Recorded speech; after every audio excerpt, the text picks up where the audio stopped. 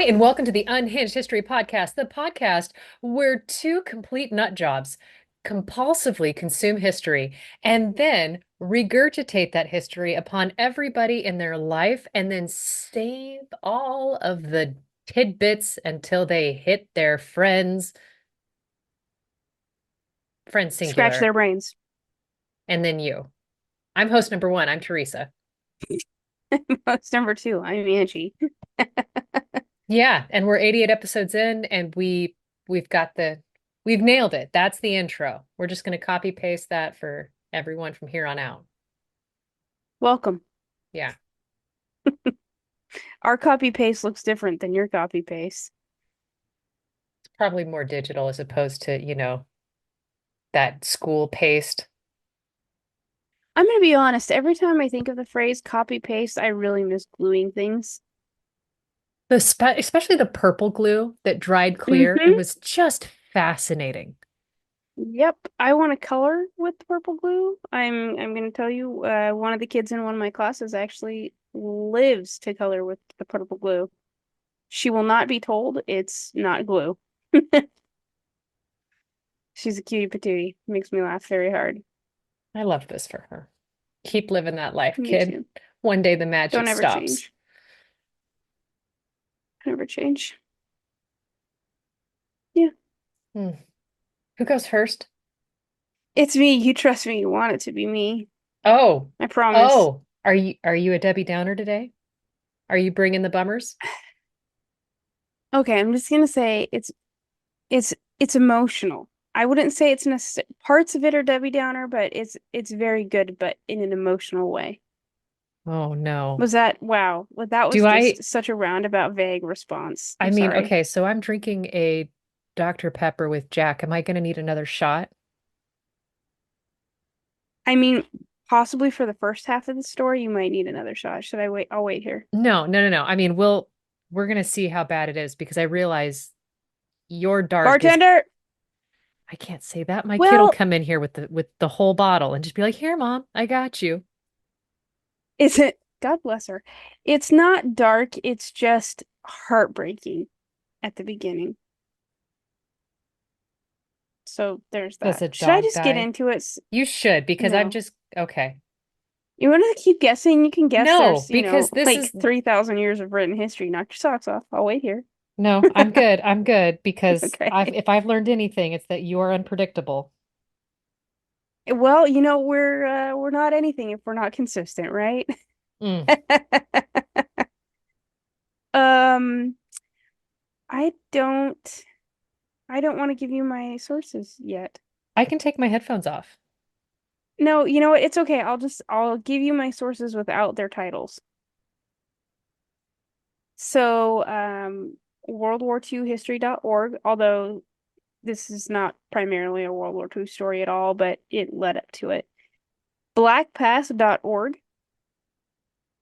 There's a really great article on there that was contributed by a Herbert G. Ruffin II, and I am just beside myself about that name. I freaking love it. A Time article by Jeremy Schaap, the BBC Sports, and a press conference excerpt from the Cleveland.com, like the one of Cleveland's newspapers. Um, you're not gonna believe this, National Park Service. but no, I should have looked up National Park Service for this. There is actually probably one for this. Snoop Dogg taught me about this. Oh, so this is a Snoop Dogg side So quest. I wouldn't call it a Snoop Dogg side quest. I would call Snoop Dogg a source for this, if that makes sense. Is it weird that I give more credence to Snoop Dogg as a source than Reddit? No, because I feel like Snoop Dogg's a fantastic source. And at the very least, if you think he's BSing you, there's a chance that it's you're gonna be cool with it at the end of the day. Like, it's Right. Snoop Dogg. You know what You are you know, gonna do? He's and a I national shouldn't treasure. I shouldn't give that much, flack to Reddit because I realize that there's a lot of real smart people on Reddit. You can find Some good doozies. information and bad on the same place. I was just say all at the same time. So we've come out of the Olympics. That was a little bit ago. And he posted snippets of this story on one of his Instagram reels. And Please say this it is the marathon. get there. Is it a marathon? It involves a marathon, but just let me get there. Okay, I'm already This so excited. this story absolutely punched me in the face, ripped my heart out, shoved my heart back in, sewed it back up, and sent me on my way. And I have not been able to stop thinking about it. So here I am. Oh, I love the fact that I didn't know Snoop Dogg posted about it, and I'm 98% sure I know exactly this whole story. Okay, well, does it involve a one James Cleveland Owens? I couldn't remember the name, but if it involves a really poorly planned marathon in which people are given like rat poison and egg whites, No, no, this is not that story, but I've heard of that story. Different story. You're close though. You're so close. Mr. James Cleveland Owens was born September 12th, 1913, near Oakville, Alabama. His parents, Henry Cleveland and Mary Emma Owens, were sharecroppers, and he was one of at least 10 siblings, likely the youngest. I say likely as the sources are somewhat vague on whether or not there were any siblings younger than him, but at least one source says there could have been a total of 12 siblings at one point or another. That being said, 10 is the most agreed upon number. okay. So, for context, they're sharecroppers. Sharecropping is not an easy life for anyone. And though young Jesse said he remembered being happy as a child, he thought it was possible because he had no idea how poor they really were. Other times he talked about how miserable that existence was, and he clearly knew how bad things were. But all that to say is, I guess it just depends on what day, because honestly, we're not always the best narrators of our own lives. I We bring mean, our. like to that point, it's I think that the that technical term is associative memory. I Yeah, had a psychology professor say you can ask somebody, a happily married couple, about their wedding, and the bride will tell you about how beautiful it was, about how gorgeous the flowers were, about all of the great things that happened. You ask the same person about her wedding day on the day her divorce is finalized, and she's going to remember the fact that her parents were fighting. She's going to remember the fact that the check engine light came on her way to the thing. Like it's going to be the same yeah. event, but it's just what's going through her brain when you ask. Yeah, and I think we're all capable of that at any point, right? So really it just kind of depends on how you feel that day, I guess. So Henry Owens, his father, as I said, they're sharecroppers. Henry Owens himself was actually the son of slaves. So you can imagine what this type of life was like and the types of fears going through his mind. In fact, time.com says, quote, for Southern black men of his generations, because remember, we're working around 1913, it's Alabama. Yeah. For Southern black men of his generations, difference to white men was nothing less than a survival imperative. Between 1882 and 1902, there were more than 100 lynchings each year in the United States, the vast Oof. majority perpetuated in the South. All his life, Henry Owens, the father, avoided making eye contact with whites. So Oh. you can imagine that between Mr. Owens' past and the present that he is currently living with, the motto in their home must have been something like only the essentials, if you're lucky. Because sharecropping, it's not easy, it's not reliable work. There's all kinds of variables at play that make consistency in even your paycheck, your livelihood, your food on your table difficult, right? Like that's kind of common knowledge about sharecropping in general, but Right. just to kind of set the stage, right? Well, and the whole Those system was designed to essentials, keep them down. right. And they sadly they excelled at it for so long, right? Um and the sharecroppers were left with the butt end of the deal. I can't give a single sharecropping story where they left the situation in the green, you know? Yeah. So those essentials, they don't really mean medical care. Mr. Owens was often sick as a child, and while he was not considered the most exact storyteller later in his life, he recalls this dim conversation between his parents when he's discovered this painful lump near his chest. "We've got to do something," his mother said to his father. "Well, you took one off his leg once, Emma, but this one's so big and so near his heart," she says. "Emma, don't say it, Henry. I'm going to say it. If the Lord wants him." He was only 5 years old at the time. Mm. So this is, and he remembers this conversation, hearing his parents. I don't know if he was present in the room or just overheard it, but he remembers that conversation, and that's heartbreaking to me, right? Well, it gets worse because a few nights later, when he wasn't showing any signs of improvement, his mother came to him and said, quote, "I'm going to take that bump off you now, JC." At which point, Emma sterilized the kitchen knife over an open flame. While JC bit down on the leather strap, she started cutting. And it's Ugh. said that, quote, "no sound penetrated the strap, but tears flowed down his cheeks." He is Oh. five, five Oh. years old. As the blood started pouring out, his mother continued to move the knife around the edges of the lump while looking for the way it was shaped. The what are we working with here? She's trying to understand its size, its consistency, and she finds it to be much bigger than she had originally thought. Both the blade and the lump seem to be getting closer and closer to the child's heart, and she keeps cutting.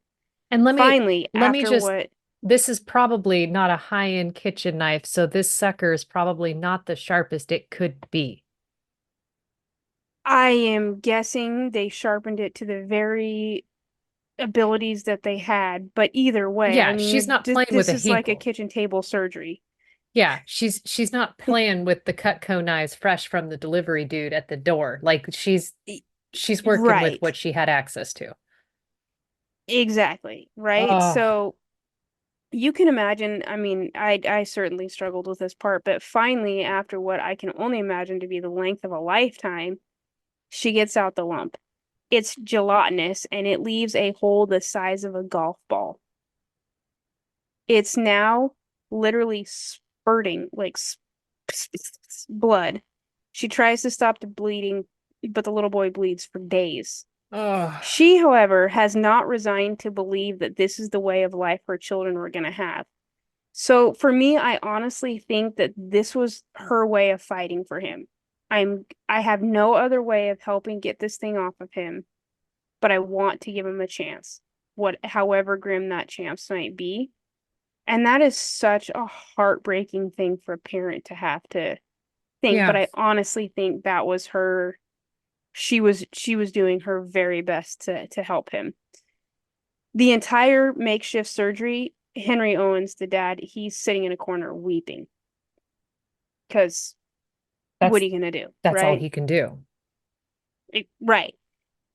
3 days later, the young Owens boys able to get up from his bed and walk to the front of their little home. He's super weak. He's still losing blood, but he is capable of walking. To where Mm. he later says he hears his father on his knees outside praying. And Mm. honestly, this paragraph feels so sacred that I didn't want to repeat it, or even say it out loud, but I think it's so important for his story. Remember, dad's on his knees. The prayer goes something like this: "Oh Lord Jesus, please, please hear me. I know you hear everything, but this saving means everything. She'll die if he dies, and if she dies, Lord, we all die, all of us. He's my last boy. JC's the one you gave me last to carry my name. She'll die if you take him from me. She always said he was born so that special." At that point, the boy walks over to his dad, jumps in his arms, and his father tells him, "Pray, JC." He said, "Pray, James Cleveland." So together, right then and there, they knelt and they prayed.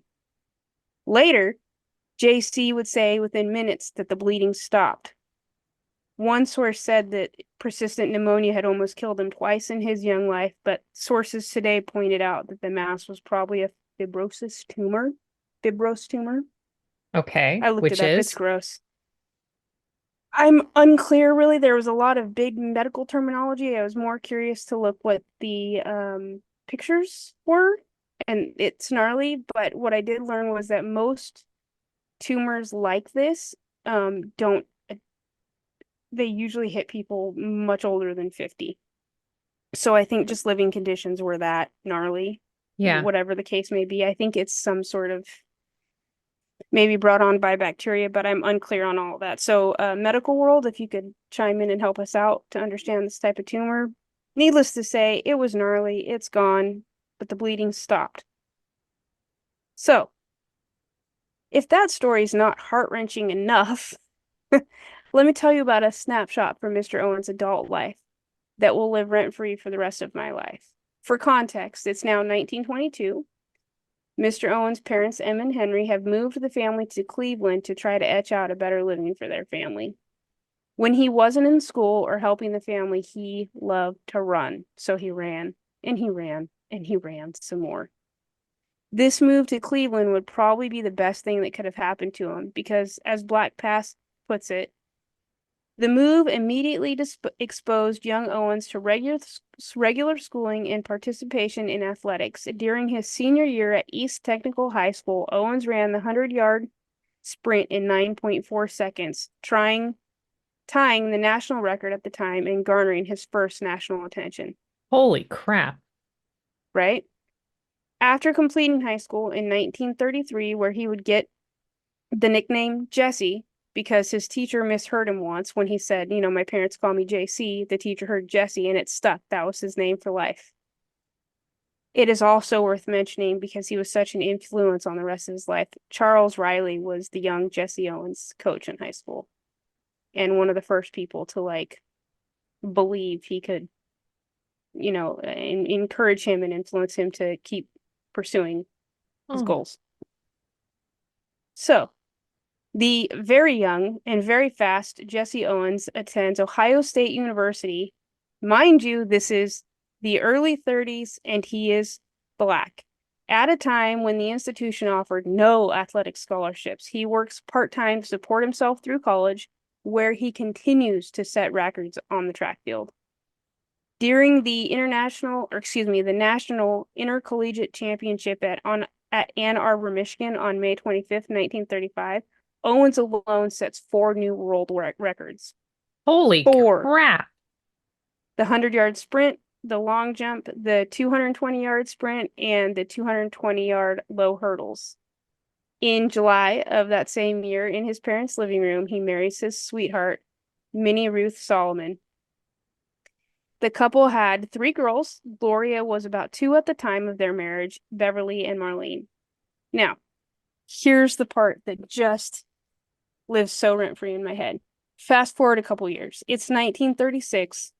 It's Berlin. It's the Olympics. And attending the open ceremony is Germany Chancellor Adolf Hitler.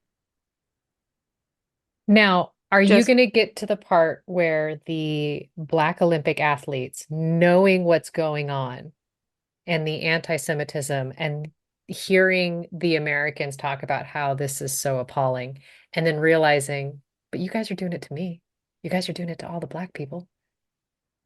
Is this going to it come up? is not particularly. This is just a mention.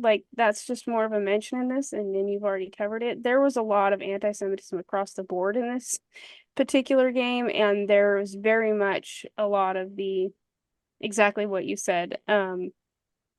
It's going across the board, friends. Like, we're all athletes, we're all here. Why do you think one's different from the other, But Hitler, he plans to use these Olympic Games to promote Nazi theories of Aryan supremacy and the reemergence of Germany into the big world scene. And saying that sentence just kills me. Yeah. Why? But anyway, so that's what's going on, right? He is Black, he's in Berlin. Hitler is trying to make a spectacle of the whole thing and prove to the world that the Germans are, well, Aryans in general are the supreme race. And things aren't going great for Hitler at this moment. Jesse Owens would do quite the opposite of showing the world that Germany was winning. When they started, Germany was meddling quite a lot. Like they were handling their business. But then Jesse Owens steps on the scene and he takes home 4 gold medals, Very nice. right? So there's a photo, I'll show it to you a little later, of him in the first place position, a Japanese Olympian named Natoa Tajimi, and the German Carl Luz Long. And this picture speaks volumes about the world that we live in, or that they were living at that time. And to just make it a little bit more worse for Hitler, BBC says, quote, as Jesse Owens soared over the 8-meter mark to secure gold at the 1936 games, Long, his biggest rival, that's Karl the German, leapt into the sandpit in Berlin to hug and congratulate him. After the medal ceremony, they walk arm in arm together around the stadium. Call it a victory lap, if you will, and they form the deepest of friendships. I love Between them, this. right? And when you see what Long looks like, he is in the images exactly what you would expect a German Aryan of World War II to look like. But for him, he saw sportsmanship. He didn't see what Hitler wanted, and that just killed Hitler. Um so between them, Owens and Long surpassed the previous Olympic records 5 times. Long would receive a stern talking to from the Nazi authorities, telling him not to touch another black man. Owens, for his part, said that Long challenged him to be a better athlete and make the further jump, offering both advice and sportsmanlike adversary. So they saw each other on the playing field definitely as equals, and they really appreciated each other's talents and skills. After the Olympics, they went their separate ways, but always remained friends. Long Mm. would end up, sadly, in the military and find himself writing Jesse his last letter in 42 or 43 from North Africa, where Long was in the German Wehrmacht. I'm going to read you a snippet of his letter. I am here, Jesse, where it seems there is only the dry sand and the wet blood. I do not fear so much for myself, my friend Jesse. I fear for my woman who is home and my young son Carl, who has never really known his father, he goes on to say. My heart tells me, if I be honest with you, that this is the last letter I shall ever write. If it is so, I ask you something. It is a something so very important to me. It is you to go to Germany when this war is done. Someday find my Carl and tell him about his father. Tell him, Jesse, what times were like when we were not separated by war. I am saying, tell him how things can be between men on this earth. Oh, He goes on for a bit longer. I can send it to you or read it to you, but he signs it, your brother, Luz. I cried reading that letter the first time. Like it still gets me. you're punching me in the feels. Right? Sadly, Carl was wounded in Sicily on July 10, 1943, during the Allied invasion of Sicily in Operation Husky. He dies on July 14th in a British military hospital there. He was only 30 years old. That is so young. But in 1951, Jesse would finally make it back to Germany, and he found his son, they called him Kai, to do exactly what his dear friend had asked of him. He told him about his father, and the two families would remain close and stay in contact. In fact, when Kai got married, guess who was his best man? Oh, Mm-hmm. Now, not only that, but the families together awarded the 2009 IAAF World Track and Field Championships for men's long jump, where Usain Bolt would set the record for men's 100-meter dash, winning gold with a new record of 9.58 seconds. holy crap. Both families were there to award the medals. Jesse, at the time of the 36 games, said, It took a lot of courage to befriend me in front of Hitler. You can melt down all the medals and cups I have, and they wouldn't be a plating for the 24-karat friendship that I felt for Luz Long at that moment. Hitler must have gone crazy watching this embrace. Mm, And that's the story of how good sportsmanship doesn't care where you're from or what you look like. It cares how you play and it cares about the man you are. And that's going to live rent free in my teary eyes for the rest of forever. Do yeah. you want to see some amazing photos? More than just a little bit, Yeah. please and thank you. Okay. Let me turn on my screen. So, that's Jesse Owens and his wife. Okay, so she's showing me a black and white photo of the dapperest man in a pinstripe suit Truly. with a very beautiful woman. They both have big smiles. They're smiling with their eyes. She's got this incredible hat on with this mink stole. Mm-hmm. I love it. And I think there's a feather coming out of her hat. I'm not really clear if that's a shadow, but it looks like a Yeah, feather to me. there's a lot happening there. Right? Okay, so here's the picture that is often shown of them. That's Jesse Okay. in the number one podium Yep. spot. Can you still And see? Okay. I can. And then like his buddy is like doing the Heil Hitler salute. Because that's the salute of the German people at the time, whether you believe in it or not, These are things. right? And here's them on the field. And so she's showing a picture where Jesse is looking at the camera and Carl is looking crazily up and to the right. I Like, think there must have been two cameras and they were looking opposite directions. That's okay, kind yeah. of So the we're in the we're here for Jesse, and the other photographer is in the we're here for Carl, but we yeah. get a very different view. Yeah, they're stretched out. They're just enjoying the field. This is them taking their victory lap. And they're walking arm in arm, which you very hmm rarely see two men do. Right? I love this one because you can actually see the kind of smirk on Carl's face. Yeah. And yeah, that's it. Oh, So that's the story of Jesse Owens and Carl Long. And my main source was Snoop Dogg. all right. Thanks, Snoop. I have an unhinged story. I am here for it. I think that's just go straight into it. I think that's the only way I'm going to get over my story. Okay. My sources are Badass of the Week, Peter Freuchen, Field Ethos, Shit Just Got Real in the Arctic, literally, and an article, All That's Interesting, Shit just got real in the Arctic. Literally. literally. Um, so our bro, Peter Freuchen, is born in Denmark in February of 1886. He studies to be a doctor at the University of Copenhagen, but he doesn't like the concept of order or structure or living indoors. The idea of, being in this confined civilization like a chump isn't what he's put So on he this world to doesn't do. like pants. That's what I'm hearing. Pants are the worst. Um, Interesting you go there so quickly. I'm just, when you said he doesn't like being confined indoors, my first thought was pants. I mean, the best pants are no pants. Am I right? Exactly. Exactly.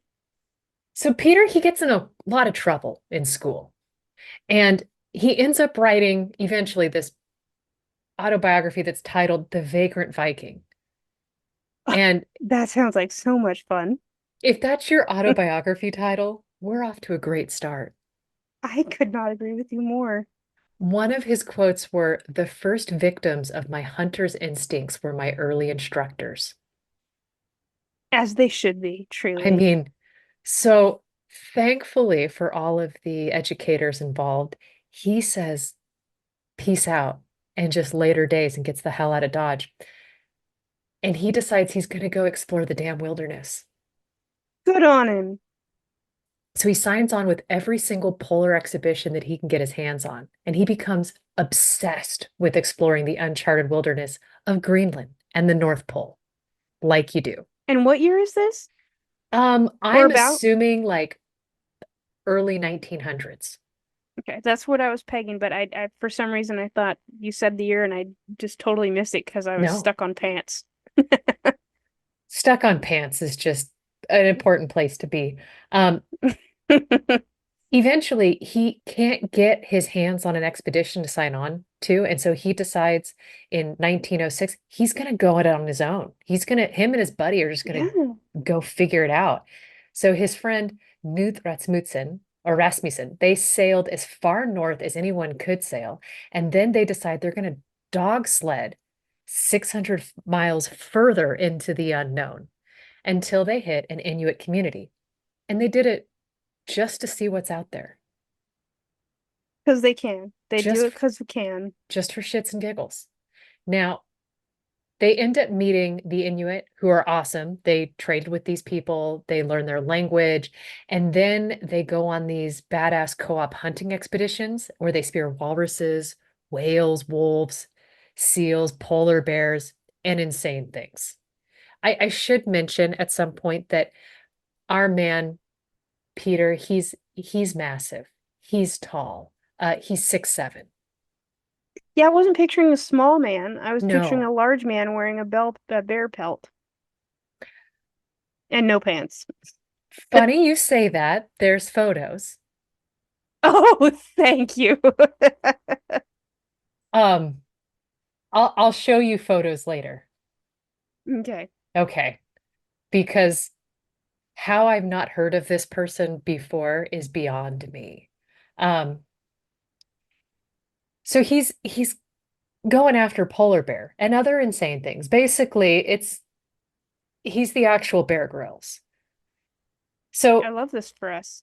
Peter does these land and sea expeditions, and he doesn't confine himself to Greenland. He decides to go to like South Africa, Siberia, any place that he can get his hands on. But he loves Greenland. This seems legitimate to me. So 1910, he returns and he goes as far north as he can get his little hands on. And he sets up a trading station where he can live among the Inuit. And he named his two-person town Thule after Ultima Thule, which was the marking used on medieval cartography to denote anywhere that was beyond the borders of the known world. That's amazing. Okay. So he's learned. I love this for us. Now, the daily temperature in Thule at the time of the year that I'm thinking of is 12 degrees below zero, which is negative 20 Fahrenheit. Yeah, it's not warm. Your eyelashes are freezing.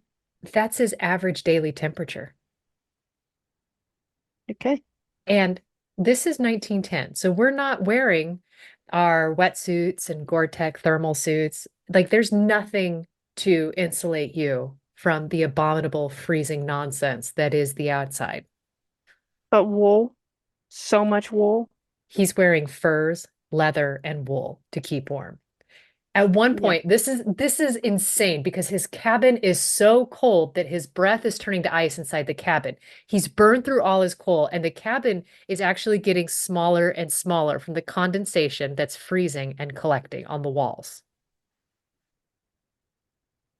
We should maybe get some Flex Seal or something in there to close it up a bit.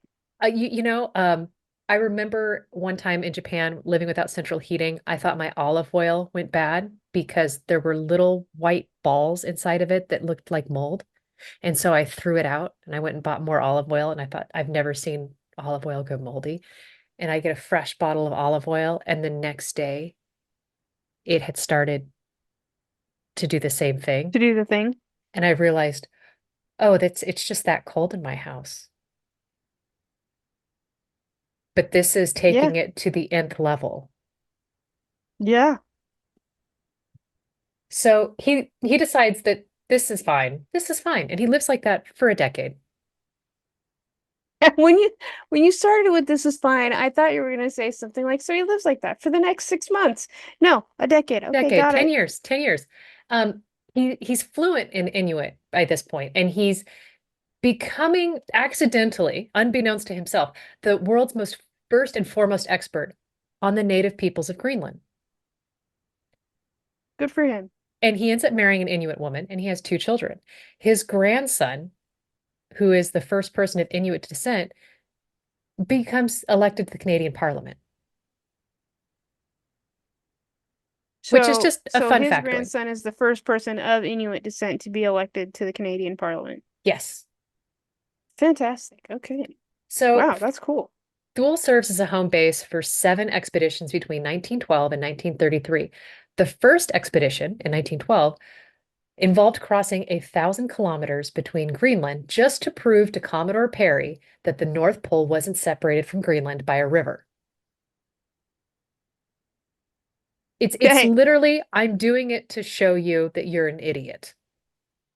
I'm doing it. Yeah, men, I love them Now, him and his buddy Rasmussen, they almost died on the trip, but they became national heroes overnight for this accomplishment. because it's not a river. Yeah, there's a bit more than A that. little bit. Um, but bless them, they didn't die. Thank the Lords, we get the story. Now, Freuchen's first wife dies of the Spanish flu in 1921, and he's having some big feels. That's So not where I thought you were gonna go with that. The Spanish this, flu, I would. I know. Okay. Yeah, because I think the Spanish flu was what, H1N1? Well, I don't picture the Spanish flu making its way into the tundra, You know, you it know? went everywhere. It wiped out more Americans than anything else, but we're calling it the Spanish flu for reasons. Because we can. Reasons. Look, we're consistent, Mm-hmm. okay? We don't need to learn from our Yep. previous mistakes. Um, but he decides he's going to go back to Denmark, thaw out a little bit, kind of figure out some things. And he begins writing for a newspaper called the Politiken, and it's still around today. It still exists. He begins working on his first of nearly 30 books that he's going to publish throughout his career, and he becomes a best-selling author. Now, most of his works are focused on Inuit culture and, quote, badass man shit like killing bears and surviving in a climate where your piss can practically freeze midstream. I love this for him. I mean, I just want to see the header on that Barnes and Noble aisle. Badass man shit. Honestly. Barnes and Noble, where you at? I would be in that auto. We'll tag them. I know. So he wrote about the ocean, sailing, and basically just dudes who kill everything in a fit of vengeance, fiction stories. So this Okay. is like 1920s pulp magazine, everything that you would want I love from a this. dude who's 6'7" and writes like And he's has never been probably afraid in seen his it life. all. Yeah. Yeah, okay. So 1924, because life is bizarre and mysterious, he marries a multimillionaire. Did you make this whole story up? This sounds like a I know fever you have dream. sources. It really does. It like first of all, you just threw the Spanish flu in there because you could. Uh-huh. Yep. And Because now we it have a millionaire wife. so Okay. she's the heiress to successful margarine magnates in Denmark. Ah, so sorry. Okay, I mean get This is together. I mean to get together. That might be the remember the other day when you were like, never did I picture that sentence to come out of your mouth when I was talking about an ice cream flotilla? yeah. Yep. This is your that. This is your that. Yeah, no, you can't make crazy stuff up like this. Like this is just what it No, is. you can't write this. This is life. And her parents like Peter so much that when they found a new magazine in 1925, they make him the editor in chief. Now, granted, he is at this point a best-selling author. So, I mean, there could be worse choices, better Of Nepo man babies, shit. True right? story. Yeah. That magazine is still in circulation today, and it is the longest running magazine in Danish history. He didn't run it into the ground. I thought for sure you were gonna say, and that magazine is Playboy. I thought that's where we were gonna go. I've got some other unhinged details, but that is not in here. I'll try to do what I can next week. Now, I don't want you to think that this guy decides to rest on his laurels and decide to retire on a massive estate to his own private island. I mean, it does happen, but that's not what he does later at this point, solemnly. He decides he's got other things he's going to do as well. And he keeps going Because back why not? north and he keeps making these badass expeditions. With his It's butter queen. margarine, margarine. The I can't believe it's not Butter Queen. Oh my God. So Fabio's her spokesman. He's the OG Fabio. 6'7". I can't wait to show you his photo, and you just called him the OG Fabio. Stay tuned. So Okay. 1926, he goes on an expedition to the northern reaches of Greenland, and he gets caught in this insane blizzard. It is absolutely nuts. He ends up having to take cover beneath the dog sled, and snow and ice overtake him, and he's just trapped. The ice is so tight that it against him that his beard froze to the ice. And whenever he wanted to turn his head, he yanks out chunks of his own fucking beard. Oh, that sounds painful. This sounds But miserable. honestly, I'm not sur I'm surprised this didn't happen earlier in the story. He spends 30 hours trying to claw and punch his way to safety, but he makes it out in the craziest way possible. He starts chiseling through the wall of ice with a shank that he makes from his own frozen fecal matter. And that's where the real shit comes in, literally. That's where the real shit comes in. He crawls 3 hours back to base, takes off his sock, realizes that his toes are gangrene and his leg is covered in frostbite. He amputates his toes with a pair of pliers and a hammer without anesthesia. Oh,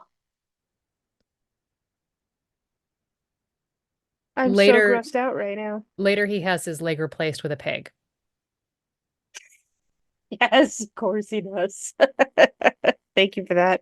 You're welcome. I mean, he is living the dream, honestly. Like the stories to tell, he's ha literally had the life that goes with those stories.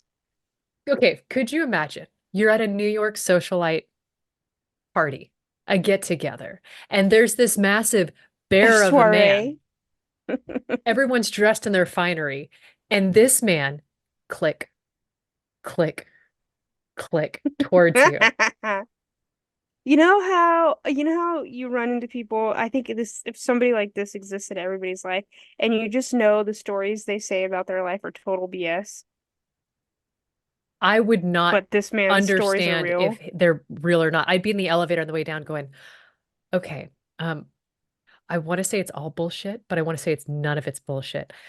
I want to Where believe are we every at? word of it. Where are we at? Yeah. Yeah.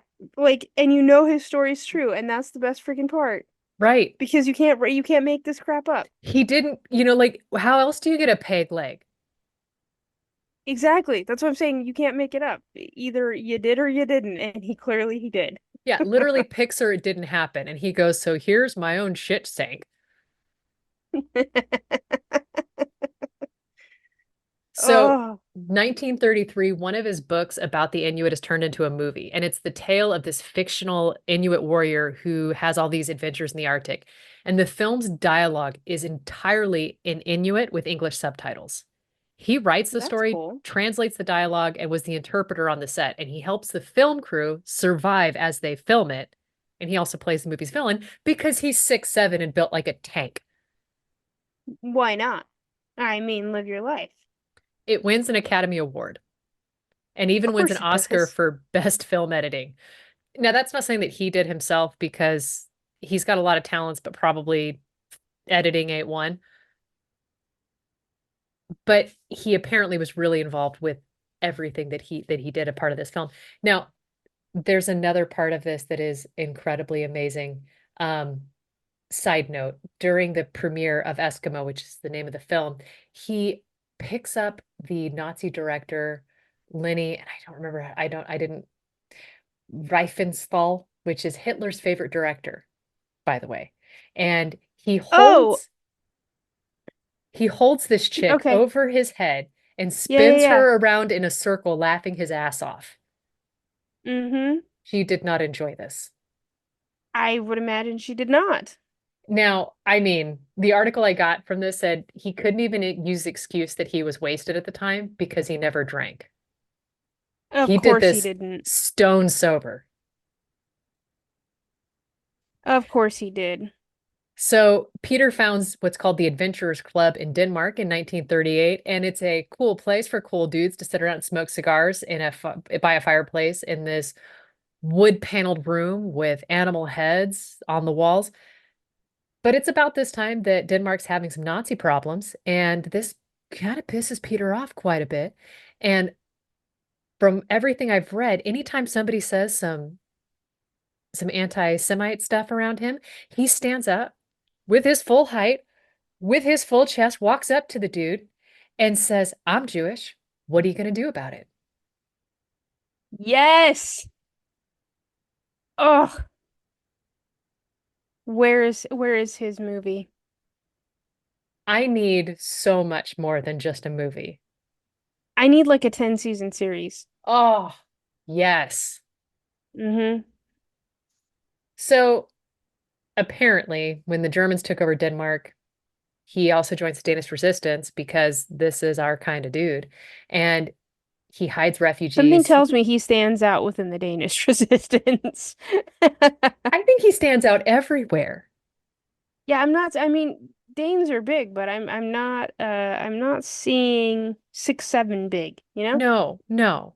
Um, he ends up pissing off Hitler so badly that the Germans arrested him and sentenced him to death. Oh, good luck. He escapes. Of course he does. Right. I think he Anybody just that can make a growled at shank them. out of their own poo, I feel like is good to go. They're Right. fine. They're gonna make it. He makes it to Sweden and he continues to undermine Nazis. Because if an Good on icy him. coffin isn't going to kill him, the Nazis aren't going to do it either. Yeah. F that guy. Yeah. So 1945, Freuchen moves to New York City. He's married to his third wife, which is a woman named Dagmar Cohn. And And she is she, not a butter heiress. no, she's a fashion illustrator who worked with Vogue. And Oh, of the pair settle in New course she York did. City to wait out the rest of the war. I mean, honestly, when you hear this, you're like, yeah, okay, this checks. I'm not even a little bit surprised. Yeah. No. By now he's 60 and he joins the New York Explorers Club, which is another cool hangout spot. And apparently today they have a big painting of him mounted on the wall between taxidermied heads of exotic African wildlife. That seems so out of place for him. You would think you'd put him by polar bear heads. I mean, Although that checks for him. he's got a fabulous coat made of polar bear that he killed that I'll show you a photo of here in a sec. Um, he becomes good friends with Mae West, and he apparently bench pressed Jean Harlow at a party once. I love this. And in 1956, he becomes only the fifth person to win the $64,000 question. And they'd asked him about the seven C's, which was their mistake. Um, he Yeah. dies of a heart attack in 1957, 3 days after completing his final book. He was 71 years old, and his ashes were scattered over Thule in Greenland. I love this. I love this for me. I loved every word of this. Oh, he's perfection. Oh, I don't even know where to start. Is the woman sitting down, is that his second wife? No, she's got to be I Vogue. She's got to be the third wife. Good question. You ask that, and I feel like I should have recorded which one he was. Okay, so that's one of the articles. Okay, so that I is his feel like third the wife. way the That's photo's Vogue. taken, yeah. That's Yeah, I the was gonna Vogue say the wife. way the photo's taken has to be the Vogue wife. Yeah, and that is the Okay. fur polar bear that he killed himself. Um, Okay, so it's a photo of him standing. This image is amazing. He is standing, she is seated on this very avant-garde seating arrangement. She's just wearing your standard black business skirt suit with the sensible shoes and the adorable veiled little hat. But he, Yep. on the other hand, is standing there with his arms, I'm assuming on his sides, Yeah. head to toe in this polar bear coat. The polar bear, the collar rolls up his head Yeah. and meets at his hairline. Yeah. It's magical. It's like if Santa was a Viking. Like Yeah. that's what this is. Yeah. And then Yeah. this is a picture of him much younger. That's with his first wife. Oh, he looks much smaller sitting down, like a I normal mean, size human. yeah, and she's also seated in his lap, and he's probably reclined back a Yeah. bit. He's pointed at the Oh, camera, he's but he definitely. he looks Oh, just so like happy. a happy guy that you would just know, oh, that's my friend Crazy Eddie. Yeah, Crazy Eddie helps me move the couch every time we move. Yeah, Oh, I love him. and that's a picture of him inside one of his books. So he's wearing your classic cable tight knit sweater with the captain's hat, and he's leaned over the globe Yeah, looking at his next destination. That's fantastic. yeah. Ugh. I really think Hmm. it was a poor move on their part to give him a question about the seven seas. Yeah, I mean, he literally wrote a book Yeah, about it. idiots. I mean, look, stupid sticky, but it was one of those stories that once I started learning about him, I realized there's not enough sources.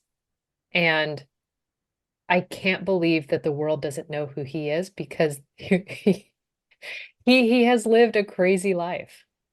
He is a universal treasure. Yes. He is the character in animated series, like the I make it go boom guy.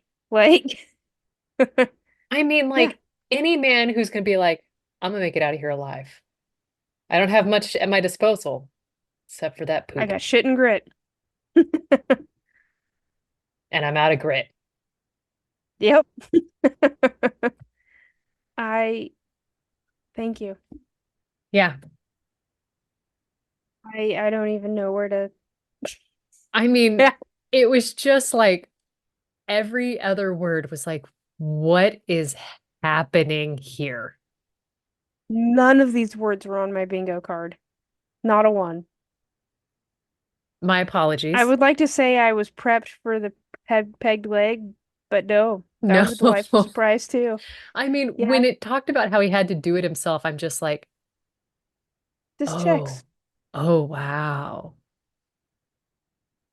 Yeah. Yeah, no. Bless him. And he crawled for 3 hours. And if you were at that party where he's telling this story and you decide to call bullshit on the doing your own toes and he takes off his sock and you realize he's down 3 digits, you kind of go, well, I'm assuming marrying the margarine heiress is real. Yeah. You haven't lied so far, sir. Um, I would like to know what he ate in a day. Like, what did his plate look like? Whatever it wanted to look like. Yeah, I'm not gonna tell him no. Like you told me if he crawled inside the tauntaun and ate it from the inside out like a parasite, I'd believe you. Truly. Yeah, yeah. Because honestly, everything else makes sense, because none of it makes sense, so it all has to be true. Uh, that was the most delightful story. I love it. I love every word. I'm glad I could lift the emotional tone because Thank you. yours was beautiful and heavy. It indeed, but I could Like it, not yeah. share it, you know? No, you're right. And you did well, and I appreciate it. Oh, thanks. I almost cried twice, so I'm winning. Hmm. Hmm. If you've enjoyed this Well, crazy roundup of stories and you're wondering, we've had some big feels, we've had some great feels. It's just been all feels and not the kind from the ones you have to report to HR. And you're thinking, what are they going to bring next week? You know what? Come back, rate, review, subscribe, and share this with your favorite person who will never win the $64,000 question, even if they reinvent it. or your favorite peg-legged Arctic explorer. Yeah, we're down for that. We need more of them in the world. Yeah, And on we that note, truly. goodbye. Bye.